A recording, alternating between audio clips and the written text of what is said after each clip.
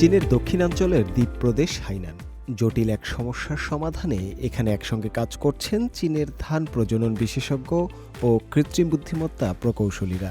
দুটি ভিন্ন ধানের ফুল ফোটার সময়ের পার্থক্য দূর করে সফল সংকরায়ন নিশ্চিত করাই তাদের লক্ষ্য।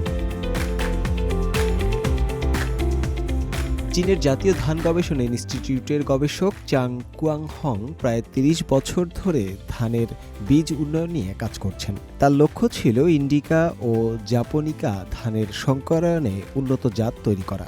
কিন্তু দুটি জাতের ফুল ফোটার সময় আলাদা হওয়ায় পরাগায়ন করা কঠিন হয়ে পড়ে। আমাদের প্রায় ৪০ থেকে ৫০ জন স্নাতকোত্তর ও পিএইচডি শিক্ষার্থী প্রতিদিন সকাল ৮টা থেকে দুপুর ২টা পর্যন্ত ধান গাছ পর্যবেক্ষণ করত।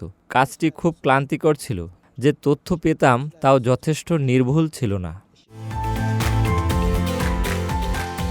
এই সমস্যার সমাধানে তিনি সহায়তা নেন চাং চিয়ানহুয়া নেতৃত্বাধীন একটি কৃত্রিম বুদ্ধিমত্তা দলের।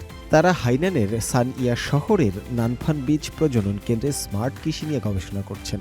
এআই দলটি বিভিন্ন কাস্টমাইজ এআই সমাধান দিচ্ছে, যেমন দূরবর্তী আইওটি পর্যবেক্ষণ ব্যবস্থা বা পোকামাকড় ও রোগ শনাক্তে এআই এর চশমার ব্যবহার। এআই দলটি ধানের ফুল ফোটার সময় বহু ছবি সংগ্রহ করে এবং বড় ভাষা মডেলকে প্রশিক্ষণ দেয়, যাতে এটি বুঝতে পারে কোন ফুল পরাগায়নের জন্য তৈরি এবং কোনটি নয়। এরপর তারা মাঠ পর্যায়ে পরীক্ষার জন্য ড্রোন ব্যবহার করে, কিন্তু প্রথম পরীক্ষার ফল আশানুরূপ ছিল না।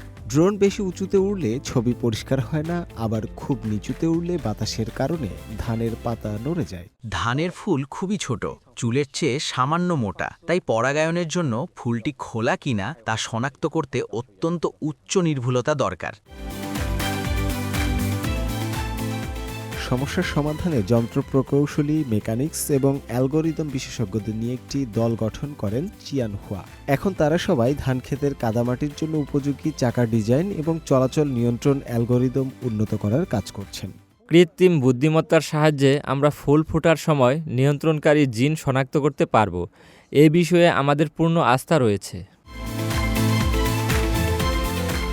আধুনিক প্রযুক্তি ও ঐতিহ্যবাহী কৃষির এই সমন্বয়ে নানফান বীজ প্রজনন কেন্দ্রে এখন গবেষণা ও শিল্পের সহযোগিতা দ্রুত বাড়াচ্ছে, যাতে গবেষণাগারের সাফল্য দ্রুত কৃষিক্ষেত্রে পৌঁছাতে পারে।